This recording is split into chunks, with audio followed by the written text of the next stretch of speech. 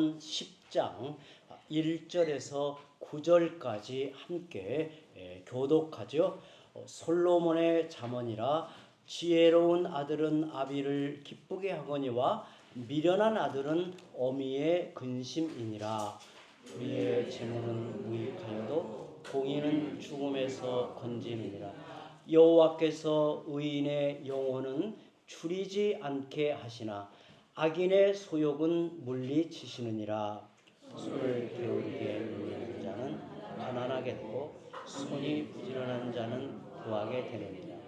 여름에 거두는 자는 지혜로운 아들이나 추수 때에 자는 자는 부끄러움을 끼치는 아들이니라. 의인의 머리에는 복이 임하나 악인이 입은 복을 머금었느니라.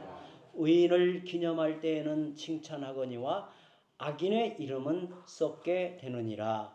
마음이 지혜로운 자는 계명을 거두니와 입이 미련한 자는 멸망하리라.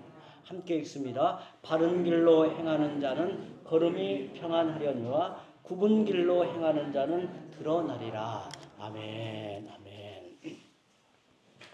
어느 기업의 회장이 미국에 있는 세계적인 기업을 몇 군데 탐방하고 돌아와서 그는 깨달은 바가 매우 컸다고 합니다. 기업 운영의 방향이 크게 변화되는 것을 목격한 거예요. 그 회사들은 직원들에게 영업 성과를 얼마나 올렸는가를 묻거나 요구하지 않고 당신이 얼마나 다른 사람을 배려했는가, 공감하고 있는가, 그들과 좋은 관계를 맺고 있는가, 이런 것을 묻고 중요하게 여기더라는 것입니다. 효율성이 아닌 영적인 부분을 중점으로 관리하는 것을 보고 이 기업 회장은 큰 감동을 받았습니다. 기업의 눈앞의 이익보다 기업의 이미지, 그리고 사람들과의 관계를 더 높여서 그것이 효율성으로 이어져 가게 하는 이 기업의 운영의 방향을 보고 큰 이 감동을 받은 거예요. 요즘에 위대한 기업은 영성을 추구한다고 해요. 영성이라는 말을 사실은 교회의 전용어였는데 요즘 세상의 기업에서 추구하는 방향이라고 합니다. 사랑, 배려, 공감, 섬김, 희생 같은 단어가 예전엔 기업이 아니라 교회의 전용어였는데 이제 기업에서 이러한 중요성을 알기 시작했다는 거예요. 과거의 기업은 이익만을 염두에 두었는데 요즘에는 기업이 이제 사원을 뽑을 때도 인문학이나 철학 그리고 영성을 중요하게 본다는 거예요. 저도 이런 글을 보고 많이 공감이 되기도 하고 도전이 되기도 하고 시대가 이렇게 바뀌고 있는 것을 깨닫게 됩니다. 높은 목적과 고상한 가치가 없으면 위대한 기업이 될 수 없고 진정한 의미에서 성공할 수 없기 때문이라는 거예요. 반대로 요즘 많은 교회들이 기업의 효율성과 경영 기법을 추구한다고 합니다. 신학교를 나온 목사가 아니라 전문 경영 과정을 공부한 전문가를 직원으로 채용하는 교회가 있다고 해요. 아주 역설적이죠. 기업은 옛날 교회의 어떤 전용 이런 영역을 많이 중요하게 여기는데 또 교회는 신학교 목사가 아닌 신학교를 공부한 목사가 아닌 전문 경영 과정을 공부한 전문가를 교회 안에 이렇게 채용해서 교회를 이끌고 간다는 거예요. 그런데 사실 생각해 보면 넓은 시각으로 보자면 우리 삶에는 균형이 필요합니다. 균형이 필요하대요. 영성도 필요하고 효율성도 필요합니다. 왜냐하면 인간은 영적인 동시에 또 육체적인 이 몸을 갖고 있기 때문에 그래요. 하나님의 은혜로 거듭난 성도에게 영적인 지혜와 분별력이 중요하지만 일상의 삶을 살아내는 일반 지혜도 똑같이 중요하다라고 하는 거예요. 우리가 이제 오늘 잠언의 이 큰 구절을 통해서 이 균형을 한번 생각해 보려고 하는데요. 우리가 이제 잠언을 펴서 읽으면 1장에서 9장까지는 잠언의 큰 구조로 볼 때 서론에 해당합니다. 이게 잠언의 원론을 밝히고 있습니다. 그리고 이제 10장부터는 본론에 해당하는데 실제 삶에서 적용되는 중요한 신뢰들을 이제 말씀하고 있습니다. 그런데 1장에서 9장까지는 매우 체계적으로 원론을 이렇게 지혜에 대하여 말하고 있다면 이제 10장부터는 그 신뢰의 케이스를 좀 어떻게 보자면 좀 이렇게 여기저기 이렇게 흩어놓았다는 거예요. 그 원론의 체계를 따라 그대로 그 실제의 어떤 적용을 말하는 게 아니라 여기저기 흩어놓듯이 해놓았어요. 이렇게 읽어보면 그런 특징이 있어요. 잠언의 원론적인 말씀이 실제 생활에서 어떻게 적용되는가를 가르치고 있습니다. 여러분들이 잠언을 읽을 때 그런 관점을 염두하고 보는 게 굉장히 중요합니다. 그러니까 좀 이제 표현하자면 잠언 1장에서 9장까지의 그 지혜의 원론을 따라 실제 케이스가 어떻게 적용하여 살아가는 문제를 다루고 있는가를 10장부터 마지막까지 어떻게 하고 있는가를 찾아보는 게 좋다는 거예요. 중요하다는 거예요. 그런데 이게 순서대로 있는 게 아니라 이게 흩어놓았다는 것이 이제 우리의 관심을 가지고 하나를 찾아봐야 되는 거예요. 한번 질문 한번 여러분 드려서 생각해 봅니다. 우리가 흠없이 모범적으로 살아서 그 결과 하나님의 백성이 되는가요? 아니면 먼저 하나님의 백성이 되고 나서 하나님의 백성답게 사는 것입니까? 순서가 먼저 하나님의 백성이 되는 거죠. 우리는 아무 자격이 없는데 전적인 은혜로 하나님의 자녀가 됩니다. 그런 다음에 하나님의 자녀답게 살아가는 거예요.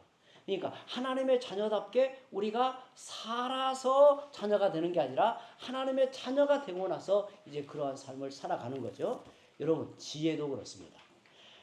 먼저는 하나님을 알고 하나님을 믿고 하나님을 알고 사랑하는 것이 지혜의 근본이라는 거예요. 이것이 잠언의 원론이에요. 1장에서 9장까지의 중요한 내용입니다. 그리고 이 세상에서 성도들이 어떻게 살아가야 하는가, 그 길을 하나하나 제시하는 말씀이 10장 이하의 내용이라 할 수 있습니다. 먼저는 하나님의 백성이 되는 것이 지혜이고 그 다음에 하나님의 백성답게 살아가는 것이 지혜라는 것입니다. 많은 사람들이 심지어 하나님을 믿지 않는 사람들도 10장 이후의 말씀을 좋아하고 삶의 지표로 삼는다고 해요. 교회를 다니지 않아도요, 이 잠언의 말씀을 통해서 많은 이 삶의 지혜를 배운다는 이야기를 배워요. 실제로 우리가 잠언을 읽어보면 이게 10장 이후부터는 예수 믿지 않는 사람들도 굉장히 삶에 어떤 그 유익을 얻는 이 삶의 지표들이 많이 나와요. 사람들의 이야기를 들어보면 고전의 분위기가 느껴진다는 거예요. 규장 출판사라고 하는 유명한 이 출판사의 대표를 역임했던 여운학 장로님의 그 간증을 언젠가 한번 들어보니까 자기는 이 한학을 공부를 많이 했대요, 어릴 때. 그런데 어느 날 성경을 읽어보니 너무 친숙하게 다가왔는데 그게 어디였냐면 잠언이었다는 거예요. 자기 눈에는 논어, 노자, 맹자, 도덕경 이런 말씀하고 큰 차이가 없게 느껴지더라고요. 그래서 아무런 부담 없이 이 잠언이 매우 친숙하게 와닿더라는 거예요. 그래서 잠언을 읽다가 자기는 예수를 믿었다는 거예요. 굉장히 저는 의미 있게 와닿더라고요.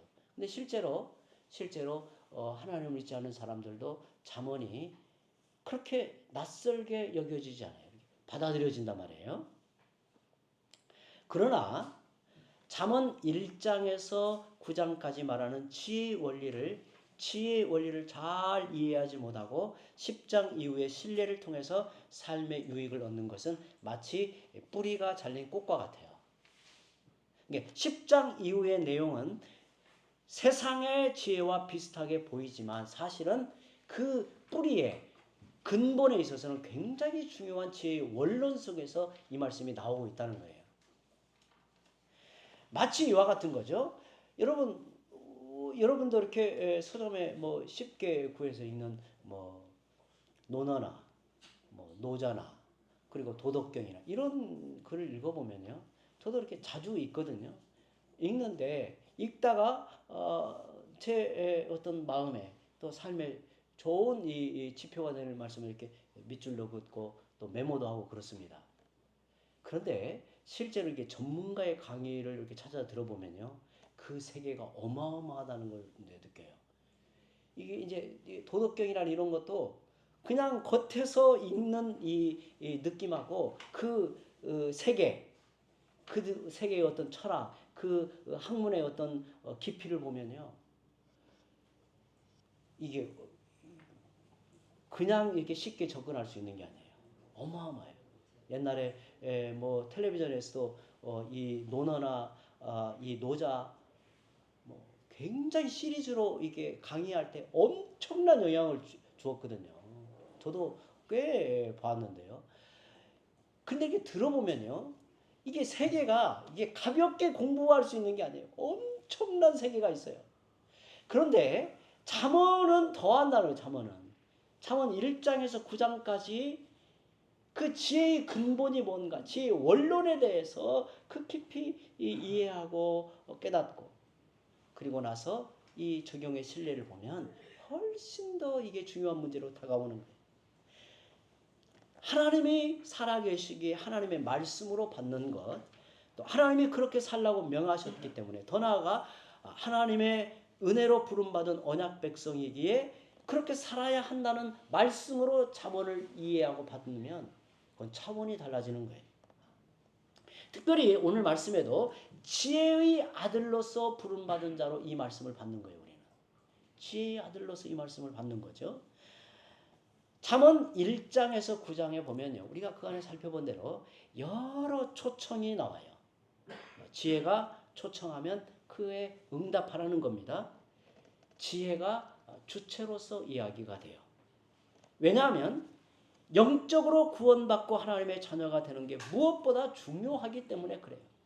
그러니까 이 잠언에서 앞에서 이렇게 말하고 있는 그 초청을 따라 응답하고 또 그 잠언의 가르침에 말씀을 받는 거예요. 잠언 10장 이하에는 그 초청에 응답한 하나님의 자녀가 일상생활을 살아가는데 필요한 지혜를 제시하고 있습니다. 그런데 이제 앞으로 우리가 보게 될 터인데요, 주로 사용하는 방법은 뭐냐? 대꾸법을 쓰고 있어요. 좋은 것과 나쁜 것을 서로 이렇게 대조하여 의미를 부각을 시킵니다. 또 반복이나 강조 어법을 통해서 우리 마음을 깊이 이렇게 깨우치려고 하는 이 기법을 써요. 잠언 이제 10장 1절 오늘 우리가 이제 보게 되는데요. 잠언 1장 1절과 똑같아요. 잠언 1장 1절 혹시 기억하나요? 다윗의 아들 이스라엘 왕 뭐라고 하나요? 솔로몬의 잠언이라 그래요. 사실은 솔로몬이 누군가를 설명하면서 이제 솔로몬 이야기하니까 근데 솔로몬의 잠언이라 이렇게 시작을 하는 거예요. 잠언 1장 1절도. 근데 여기 10장 1절에도 똑같이 솔로몬의 잠언 이렇게 시작을 합니다. 그런데 이제 이 솔로몬의 잠언이라고 하면 이제 펼쳐가는 것은 이제 실예를 밝히고 있는 원론에 근거한 실예를 하나하나 이제 가르치고 있는 거예요. 잠언의 전체 주제 우리가 앞에서 보았죠. 여호와를 경외하는 것이 지혜의 근본이다. 이게 이제 잠언 전체의 지혜죠. 그런데 좀 더 자세히 잠언을 구분하여 1장에서 9장까지 10장 이하의 두 부분을 연결지어 잠언의 주제를 생각해 본다면 하나님을 믿고 지혜의 하나님을 믿고 지혜롭게 살아가야 한다.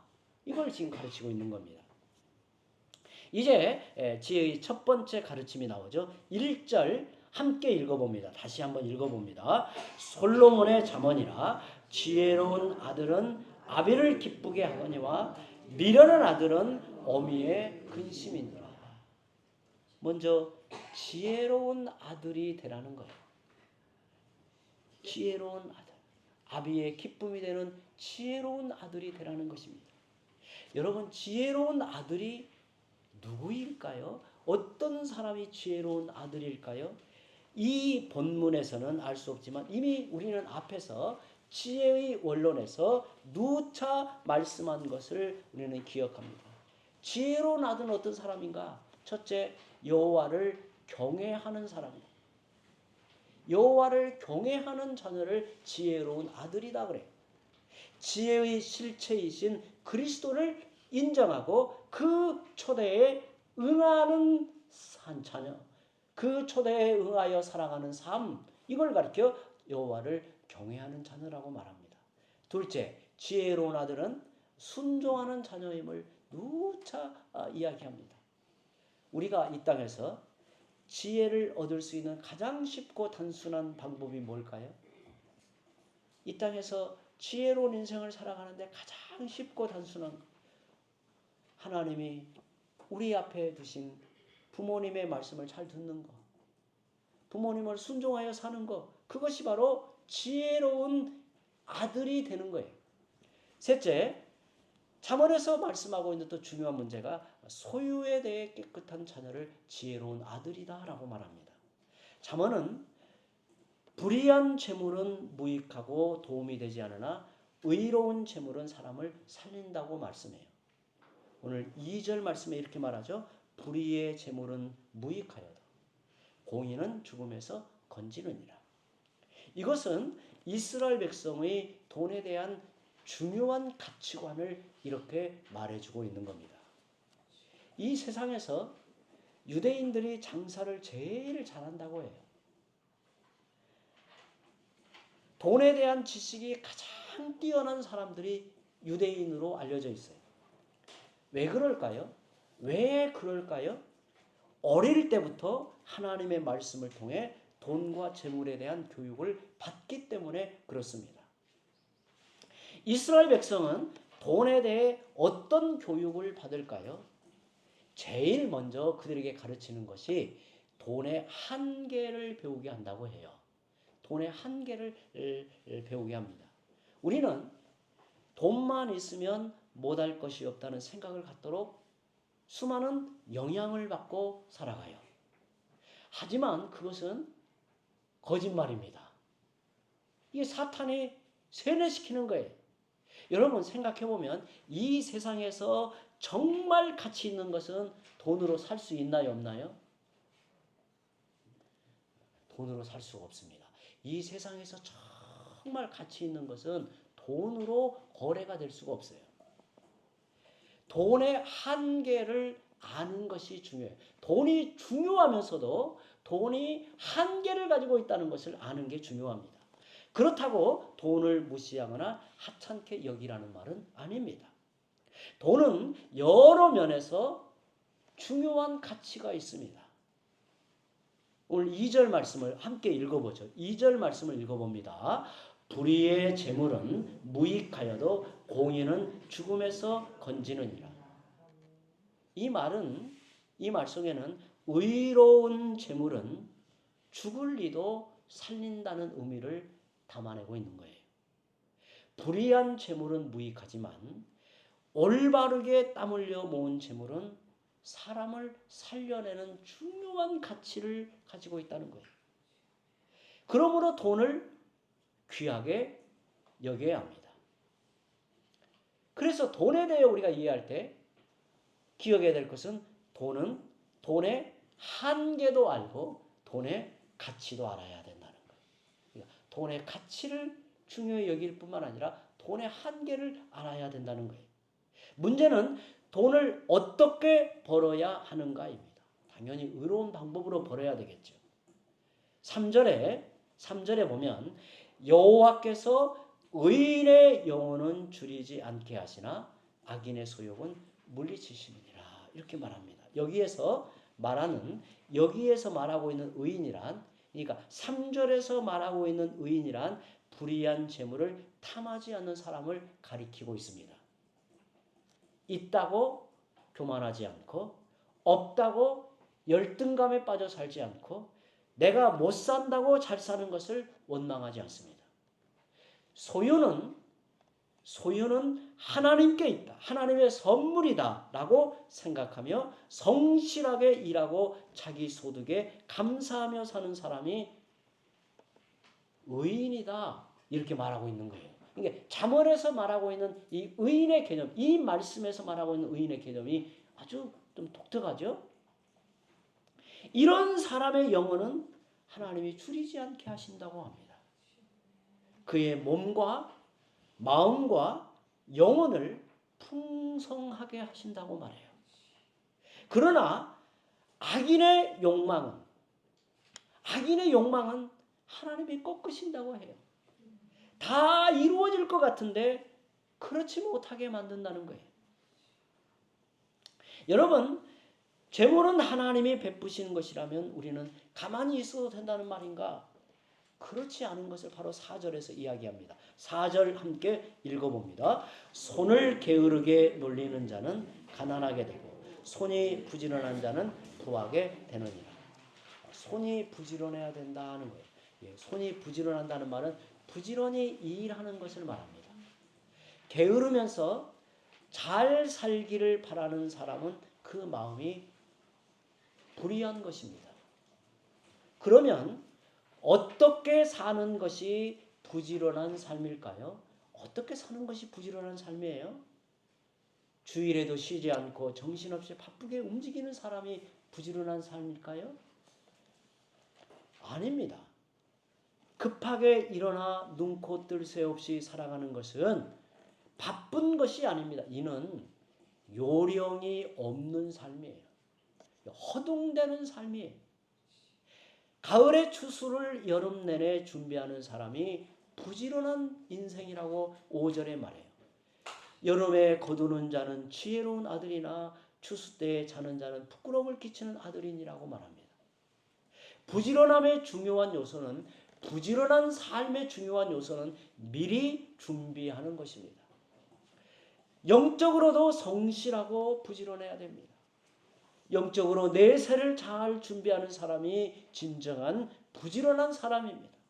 하나님 앞에 설 그날을 생각하며 사는 사람이 부지런한 사람이라고 말하는 겁니다. 재물에 대한 가르침을 한마디로 요약한다면 탐욕을 부리지 말라는 것입니다. 탐욕을 부리지 말라. 여러분, 탐욕이 뭐예요? 우리가 자칫 탐욕을 품기 쉬운데, 탐욕이란 내가 원하는 것을 얻기 위해서라면 어떤 대가라도 치르겠다고 자신을 부추기는 욕망을 탐욕이라고 해요. 그래서 탐욕을 버리지 못하면 자기 몸도 상하고 다른 사람의 권리를 해치는 것, 그걸 마다하지 않는 욕심을 가리켜 탐욕이라고 하는 겁니다. 여러분, 탐욕의 결과는 어떻게 나타납니까? 탐욕의 결과는 어떻게 나타나요? 어떤 문제를 일으킵니까? 첫째, 가족과 사랑하는 사람에게 상처를 줍니다. 6절 말씀을 함께 읽어보죠. 6절 읽습니다. 의인의 머리에는 복이 임하나 악인의 입은 독을 머금었느니라. 물론 시작은 좋은 의도일 것입니다. 많이 벌어서 좀 더 여유로운 삶을 누리고 싶어 합니다. 그러나 선을 넘어 탐욕에 붙들리면 조금만 덜을 놓지 않게 되고 더 갖지 못한 것에 집착하는 동안에 결코 만족할 수가 없습니다. 조급해지고 감사를 잃어버리기 쉽습니다. 자신의 언행이 거칠어집니다. 자신이 목표한 길을 가는데 방해가 되면 가차없이 독을 퍼붓습니다. 이렇게 인생이 탐욕으로 인하여 상실하게 되는 겁니다. 둘째, 존귀한 명예를 잃게 된다고 잠언 7절에 말하고 있습니다. 의인을 기념할 때에는 칭찬하거니와 악인의 이름은 썩게 되느니라. 탐욕을 품게 되면 내 마음이 시끄러워져요. 나를 둘러싸고 있는 환경이 시끄러워져요. 크고 작은 갈등이 일어나기 시작해요. 그의 귀가 닫혀 말을 듣지 않아요. 8절에 마음이 지혜로운 자는 계명을 받거니와 입이 미련한 자는 멸망하리라고 말씀하고 있습니다. 그래서 결국 명예를 상실하고 마는 것입니다. 셋째, 탐욕을 품게 되면 어떤 문제를 일으키는가? 굽은 길로 행하게 됩니다. 9절 말씀을 함께 읽어보죠. 9절. 바른 길로 행하는 자는 걸음이 평안하려니와 굽은 길로 행하는 자는 드러나리라. 당장 원하는 것을 얻기에 소중한 가치, 지켜야 할 도리를 포기하게 됩니다. 불의와 타협하고 인격과 신앙을 저버리는 결과를 가져옵니다. 이제 말씀을 맺습니다. 부모님을 기쁘게 하는 자녀가 어떤 사람일까요? 하나님이 원하시는 사람은 어떤 사람일까요? 오늘 말씀에 지혜로운 아들이라고 말해요. 지혜로운 자녀라고 말합니다. 하나님을 믿고 부모에게 순종하며 성실하게 일하는 사람을 가리켜 오늘 말씀에는 지혜로운 아들이다 라고 말합니다. 부모를 근심하게 하는 자는 미련한 자입니다. 미련한 자녀는 하나님을 믿지 않고 부모의 말을 거역하며 탐욕을 부립니다. 저는 우리의 자녀들이 미련한 자의 길로 가지 않기를 간절히 바라고 기도합니다. 또 우리 성도들도 그렇게 기도해야 될 줄 압니다. 미련한 자녀는 하나님을 믿지 않고 부모의 말을 거역하며 탐욕을 부립니다. 그는 결국 부끄러움을 당하며 망할 것이라고 말씀합니다. 우리는 여호와를 경외하고 부모에게 순종하며 열심히 일하는 사람이 되어야 합니다. 그때 우리는 하나님 앞에서 지혜로운 아들이 되는 것이요, 자녀들 앞에서 지혜로운 부모로 살아가게 되는 것입니다. 함께 기도합니다. 하나님 아버지, 이 땅에 하나님의 지혜로운 아들로 오셔서 우리의 구주가 되시고 우리의 목자가 되셔서 우리의 본이 되어 주심을 우리는 그리스도를 통해 보나이다. 너희는 지혜로운 아들이 되어 하나님을 기쁘시게 하는 자라. 오늘 이 말씀을 우리 마음에 새겨 주님을 바라보나이다. 사랑하는 주님, 우리의 주님을 바라보나이다. 저희의 걸음을 그와 같이 인도해 주시옵소서. 예수님의 이름으로 기도드리옵나이다. 아멘. 찬송가 450